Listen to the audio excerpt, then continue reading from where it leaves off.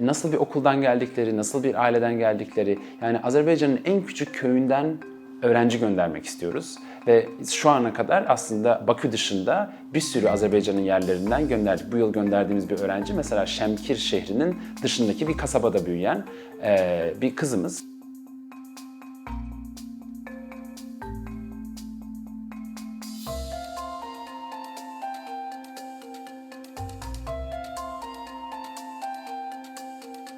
Birleşik Dünya Kolejleri 1962 yılında aslında Galler'deki bir İngiliz kraliyet ailesinin üyesi, tanıdığı dediğimiz Kurt Han adlı bir iş adamı tarafından açılıyor. Amaç aslında işte 1962'den hani Doğu, Kuzey bloğun işte Sovyetler vesaire tarafından öğrencileri getirip aynı zamanda işte NATO, Batı dünyasından öğrencileri getirip yaklaşık 100 öğrenciyi beraber bir yatılı okulda 2 yıl eğitmek. 1962'den sonra da hareketimiz, UWC hareketi, Birleşik Dünya Kolejleri hareketi büyüyor ve çoğalıyor. Amerika'da ve Kanada'da okullar açılıyor. Daha sonra Venezuela'da, Costa Rica'da, işte Eswatini, Güney Afrika Cumhuriyeti'nde, işte Hong Kong'da, Singapur'da ve okullarımız artıyor ve yaklaşık 18 okulumuz var şu an. Yaklaşık 4500 adet lise öğrencisi aynı anda UWC okullarında okuyorlar. Ve şu an dünyanın neredeyse her milletinden, yani yaklaşık 170'in üstünde farklı milletten öğrencilerimiz birerli, ikişerli okullarında okuyorlar. Yani hayatlarında, benim de hayatımda, ben de UWC mezunuyum, benim de hayatımda daha farklılıkların olduğu bir okulda, bir yerde ben kendimi görmedim. Hani Birleşmiş Milletler kadar her farklı milletten insanların 16-18 yaş arası gençlerimizin beraber birbirlerinden öğrenecekleri çok güzel bir kurum haline geldi. Öğrencilerimiz 2 yıl IB diploması okuyorlar. Zaten IB diploması da aslında UWC için geliştirilmiş bir diploma. Sonra UWC'den sonra diğer özel okullara da yayılıyor dünya etrafında. 6 ders alıyorlar. İşte bir ana dil, bir yan dil, bir bilim dersi, bir sosyal bilim, bir matematik, bir de sanat dersi. Üzerine herkesin felsefe dersi alma zorunluluğu var. Nasıl düşünülür, ne gerçektir, gerçek olan şeyleri nasıl anlarız, nasıl biliriz gibi.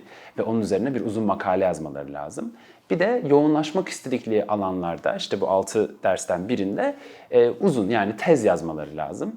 Eğitim tamamen ezbersiz, yani kritik düşünme, analitik düşünme üzerine bazlı. Makaleler yazarak, analitik şekilde eleştirel düşünerek kendimizi ve öğrencilerimizi geliştirmeye çalışıyoruz.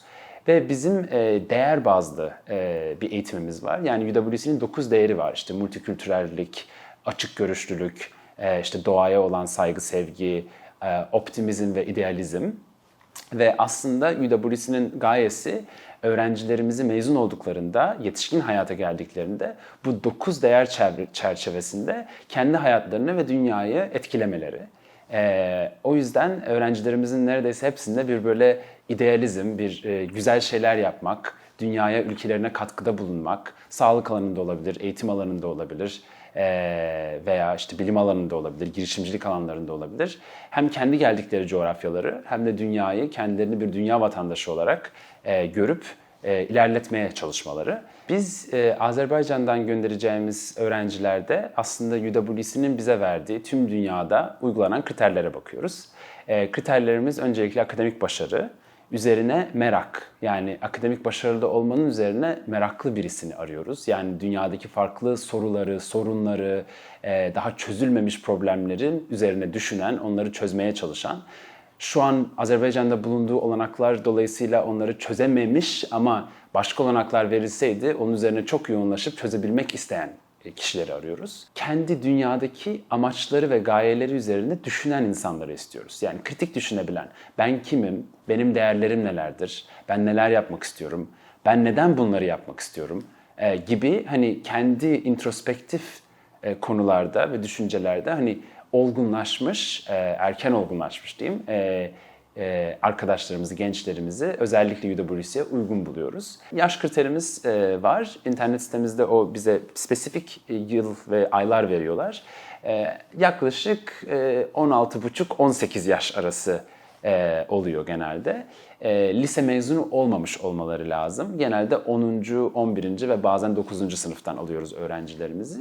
Ve akıcı İngilizce konuşmaları lazım. İngilizce'de sorunlar varsa tabii ki biz hani ekstra destek sağlayabiliyoruz. Okullar ekstra destek sağlayabiliyor ve okul başlayana kadar İngilizcelerini hani okul seviyesine yükseltmeye çalışıyoruz. Okulda da öyle programlar var. Son olarak şundan bahsetmek istiyorum. Bizim olanaklarımız çoğu zaman tam burslu. Tam burslu oldukları için nasıl bir aileden geldiklerinin hiçbir önemi yok. Yani tamamen nasıl bir okuldan geldikleri, nasıl bir aileden geldikleri, yani Azerbaycan'ın en küçük köyünden öğrenci göndermek istiyoruz. Ve şu ana kadar aslında Bakü dışında bir sürü Azerbaycan'ın yerlerinden gönderdik. Bu yıl gönderdiğimiz bir öğrenci mesela Şemkir şehrinin dışındaki bir kasabada büyüyen bir kızımız. Hani orta alt sınıf bir şeyden gelen ve farklı şehirlerden, farklı eyaletlerden olabildiğince öğrencilerimize ulaşmaya çalışıyoruz. Başvuru sürecimiz öncelikle bir başvuru formu dolduruyorlar.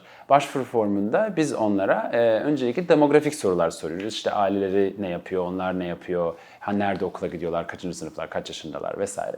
Daha sonra birkaç makale yazmalarını istiyoruz. Hem İngilizce hem Azerice yazmalarını istiyoruz. Çünkü Azerice yazılarına da bakmak istiyoruz. Çünkü belki İngilizceleri çok iyi değilse ama Azerice yazarken kendilerini çok iyi ifade ediyor olabilirler. Ve daha böyle analitik sorular soruyoruz. Farklı farklı konularda işte dünyadaki mesela doğa sorunları olabilir veya işte eğitim okullarında en çok neyin değişmesini isterlerdi vesaire gibi. Hani onları daha analitik düşünmeye biraz zorluyor sorularımız.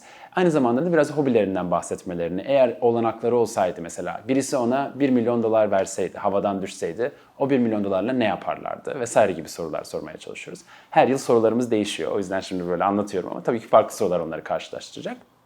Sonrasında bir internet üzerinden sınav aşamamız olacak. Onların akademik hani başarısını görmek için. Sınavdan geçen, önce başvurudan geçen, sonra sınavdan geçen arkadaşlarımızı birebir mülakatlara çağırıyoruz. Birebir mülakatlarımızda komitemizden 2-3 kişi oluyor mülakatımızda. Öğrenciyle görüşüyoruz. Öğrenciyi daha iyi yüz yüze tanımaya çalışıyoruz. Bu mülakatlarımızda yaklaşık %75 İngilizce, %25 Azerice oluyor. Daha sonrasında da grup mülakatımız var. Grup mülakatında en son hani final aşamasında kalan öğrencilerimizi böyle bir grup projesi, oyunu yani yaklaşık 2 saat gibi sürüyor. Onları kendi aralarında kolaborasyon yapmaya zorluyoruz. Bu kolaborasyon çerçevesinde de görüyoruz birbirleriyle saygı, sevgi çerçevesinde etkileşimleri nasıl. Farklılıklara, farklı düşüncelere, farklı çalışma tarzlarına ne kadar açıklar. Bu süreçten sonra da son noktamız, o da bir gençlik psikoloğuyla görüşüyor öğrencilerimiz. Hazırlıklarını, yani ne kadar yurt dışına, ailelerinden uzak yaşamaya hani ruhani açıdan ve hani mental açıdan ne kadar hazır oldukları için bir araştırma çabamız oluyor. Ondan sonra da öğrencilerimizi farklı okullarla ve farklı burslarla eşleştiriyoruz ailenin gelir seviyesine göre. Ve öğrencilerimizi sonrasında 2 yıl destekliyoruz. Biz öğrencilerimize bakarken olabildiğince holistik bakmaya çalışıyoruz. Yani bizim için notlar baktığımız tüm hani karakterin, öğrencinin başarılarının sadece bir parçası. Yani not bazlı aslında hani öğrencilerimizi yollamıyoruz. Ama bir minimum not ortalamamız var. İnternet sitemize girip bakabilirler. O minimum not ortalamanızın üstünde olduğunuz sürece başvurunuzu tabii ki değerlendireceğiz. Ve eninde sonunda UWC akademik olarak zorlayan bir yer ve hani not ortalaması öğrencilerin kendi ülkelerinden genelde en iyi, en başarılı öğrenciler geliyorlar. O yüzden hani akademik olarak güçlü olan öğrencilerimizin olması lazım. Çünkü akademik olarak çok güçlü olmayan öğrencilerimizi gönderirsek orada çok zorlanacaklar. Ve zaten aileden uzak, yeni bir kültürde, yeni bir ülkede olacakları için yaşayacakları zorlukları çoğaltmak istemiyoruz. Okullarımız 18 farklı ülkede şu an ve bize her yıl farklı ülkelerden kontenjan geliyor. Biz şu an ilk yıl öğrencilerimizi Japonya, Hollanda ve Hindistan'daki okullarımıza yolladık. Çok memnunlar, çok güzel zaman geçiriyorlar. İkinci yıl 5 öğrenci gönderdik. Bu öğrencilerimiz İtalya'ya gittiler, Norveç'e gittiler, Hindistan'a gittiler, Çin'e gittiler ve Hong Kong'a gittiler. Hem Kuzey Amerika'da okullarımız var, hem Avrupa'da okullarımız var, hem Afrika'da hem de Asya'da okullarımız var. Yani dünyanın her yerine gidebiliyorlar. Öğrencilerimiz bize tercihlerini de söylüyor. Yani eğer olanak olsaydı en istediğim okul bu, en az istediğim okul bu diyerek biz de hani öğrencilerimizi seçtikten sonra isteklerine göre onları birleştirmeye çalışıyoruz. Farklı olarak diğer eğitim programlarından spor ve akademinin ne kadar birleşmiş olduğundan bahsetmek istiyorum. Çünkü Azerbaycan'da da böyledir. Biz de Türkiye'de de biraz böyle ara ara hani ne kadar akademik olursa bir öğrenci o kadar spor yapmıyor. Ne kadar da çok spor yaparsa o kadar akademik olmuyor. UWC şey diyor hani akıllı öğrencilerimizin, hani çalışkan öğrencilerimizin spor ve hani fiziksel konuda da kendilerini zorlamaları lazım. Çünkü o fiziksel konuda zorlamada aslında zihnin sağlığına çok büyük etkileri var. O yüzden o eğitimi birleştiriyor. Öğrencilerimizin hepsinin spor yapması gerekiyor, doğa yürüyüşlerine gitmeleri gerekiyor. Hem dağcılık yapabilirler, her okulun coğrafyasına göre farklı böyle doğa ve spor olanakları veriliyor. Ve onunla beraber daha holistik, toplu bir şekilde öğrencinin kendini güvenini ve ruhani fiziksel sağlığı içerisinde hedeflerini gerçekleştirmesi söyleniyor. Böyle bir eğitim çerçevesi var. Yani gördüğünüz gibi çok özel ve çok değerli ve bunu yaparken yanlarında 120 farklı ülkeden 120 farklı arkadaşlar bunları yapmış oluyorlar. Ve mezun olduktan sonra dünyanın her ülkesinde bir arkadaşları olmuş oluyor. Gittiklerinde onlarla görüşebiliyorlar. Farklı uluslararası projelerde kolaborasyon edebiliyorlar. Biraz mezunlardan bahsetmek istiyorum. Yani UWC bittikten sonra Shelby Davis adlı Amerikalı bir bağışçının desteğiyle öğrencilerimiz Amerika'daki en seçkin okullara gittiklerinde burslarını zaten alacak olan bursların üzerine yaklaşık $10.000 kadar bir miktar ekleniyor ve farklı finansal konularda destek sağlanıyor. UWC öğrencilerinin yaklaşık yarısı üniversiteyi Amerika'ya okumaya gidiyorlar. Diğer yarısı da dünyada kendi ülkelerine dönebiliyorlar. Başka üçüncü bir ülkeye gidebiliyorlar ve okuyorlar.